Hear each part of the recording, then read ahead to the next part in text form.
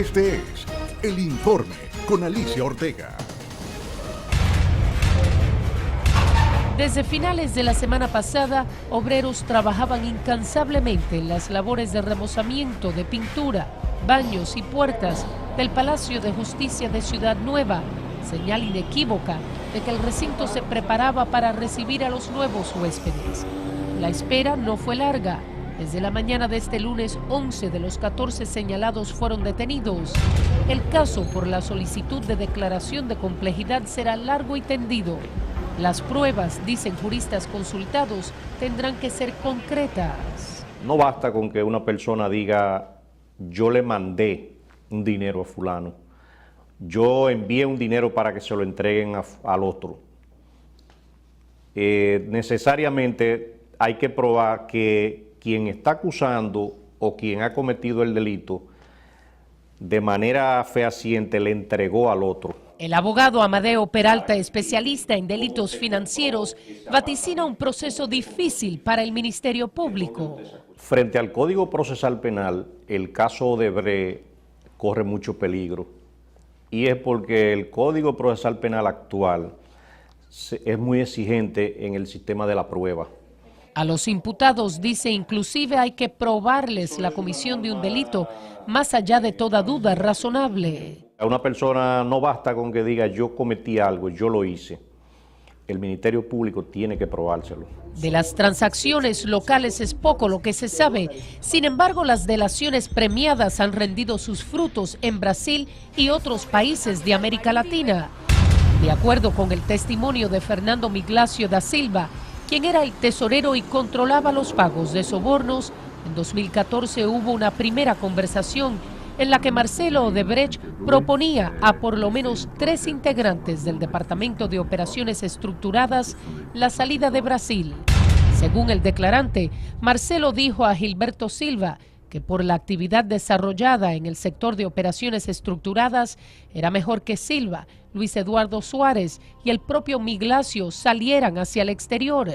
No fue hasta mediados de 2014, poco antes de julio, que hubo una decisión definitiva de Marcelo Odebrecht para que todas las personas envueltas en el sector de operaciones estructuradas salieran de ese país. La empresa proveyó los documentos necesarios para que Miglacio y su familia se mudaran al exterior. Su destino, República Dominicana, y el de su familia, Estados Unidos. Es así como el Departamento de Operaciones Estructuradas se muda a este país, desde donde mantuvo sus operaciones, sin importar que en Brasil se adelantaban nuevas fases de la Operación Lava Jato, que destapó el gigantesco esquema de corrupción. Si Odebrecht Internacional, dentro de los acuerdos que está llevando con la República Dominicana, de igual modo le aporta información suficiente y fehaciente al Ministerio Público para abrir una investigación, el Ministerio Público la va a constatar. Contamos con indicios serios y graves para sostener que no solo se han violado diferentes leyes, sino que además hay personas que tienen patrimonio proveniente de actividades ilícitas. Hemos preparado un expediente riguroso y más que suficiente y completo para esta primera etapa del proceso. Contamos, por supuesto, con los testimonios de los empleados de Odebrecht que señalan a estas personas como los implicados en los sobornos. Pero también, y esto es de gran relevancia, la Procuraduría ha podido comprobar y documentar esas afirmaciones para diversas personas gracias a nuestra propia investigación. Pero hay otras pruebas de las que debe valerse el Ministerio Público para lograr una condena.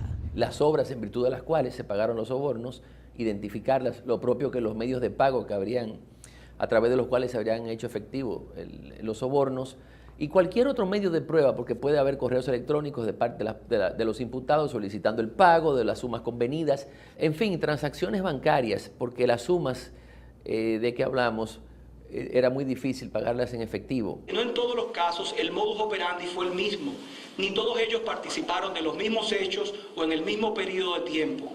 Cada caso, aunque todos están relacionados con el entramado general de sobornos y corrupción orquestado por Odebrecht, pues tiene sus particularidades. El dilema que ahora enfrenta el Ministerio Público es demostrarle al juez de instrucción, sobre la base de los elementos probatorios que ha recabado, que esas personas que están detenidas son con probabilidad autores o cómplices de los hechos punibles que se les están atribuyendo.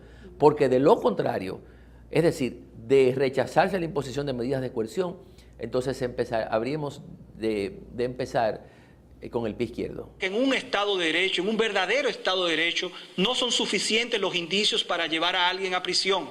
Hacen falta pruebas. Y estábamos y seguimos decididos a encontrarlas y llevar este asunto hasta el final. Debe despertar la conciencia nacional, porque una empresa que ha hecho esto, que ha recurrido al soborno como práctica habitual para adjudicarse licitaciones y contrataciones públicas, puede seguir operando en República Dominicana. Y la respuesta la ofrece la misma Ley de Compras y Contrataciones Públicas y su reglamento de aplicación. Es que se le debe inhabilitar el órgano rector, que es la única reserva de ley que tiene, me refiero a la sanción, no le deja espacio a la discrecionalidad. Debe inhabilitar como proveedor del Estado a todo oferente que haga uso del soborno como medio de adjudicación de licitaciones. Para intercambiar información referente a los sobornos, los ejecutivos de Odebrecht contaban con un sistema de informática especial llamado Drausis, que contaba con un servidor instalado en Suiza por cuestiones de seguridad. Dicho sistema fue revelado por María Lucía Tavares, responsable dentro de las operaciones estructuradas de gerenciar los requerimientos de sobornos y pasarlos a quienes harían llegar los recursos a su destino final. En el caso, por ejemplo, de los aviones supertucanos, hay una persona que guarda prisión preventiva y es por el rastro de los correos. Pero esa prueba del correo no es tan contundente. Ese propio código, como te he hablado, siempre va a ser exigente hasta en la forma de obtención de esa prueba. Las comunicaciones eran hechas justamente a través del Drausis, ese sistema intranet al cual los funcionarios de la empresa tenían acceso. Todavía hasta para una interceptación de un correo, habría que contar con una autorización de la coordinación de los jueces de instrucción. Los pagos paralelos continuaron tras la salida de Brasil de los ejecutivos que estaban al frente del Departamento de Operaciones Estructuradas. Sin embargo, en 2015 hubo una disminución en la demanda de pagos. Y cuando Marcelo Odebrecht y otros directivos del grupo fueron a prisión, Gilberto Silva alertó a Miglacio para que cesara dichos pagos. Ese mismo año, Marcelo Odebrecht, Silva y otros ejecutivos determinaron que las actividades de operaciones estructuradas fueran cerradas, pero algunos pagos debían ser ejecutados, como por ejemplo a los abogados y empresas que cuidaban los registros y el mantenimiento de las empresas offshore. Cuando existen empresas offshore o empresas de carpeta, para que la población dominicana lo entienda mejor, la ley de lavado de activos, si la ponen en funcionamiento en una investigación, la persona, por ejemplo, beneficiario de un bien que ponen a su nombre o del manejo de una empresa offshore donde figura como gerente, socio o accionista y que no tenga capacidad económica para manejar esa empresa, puede ser sometido a la justicia ante la ley de lavado de activos. Entre los mencionados como delatores de Odebrecht figura Marco Antonio Vasconcelos Cruz, quien trabajaba en la División de América Latina y Angola, conocido también como Marcos Cruz. Era presidente de Odebrecht en República Dominicana.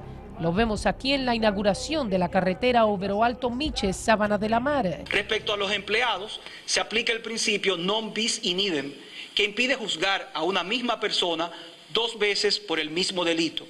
Esas personas están siendo juzgadas y algunas de ellas incluso han sido condenadas en Brasil por estos hechos.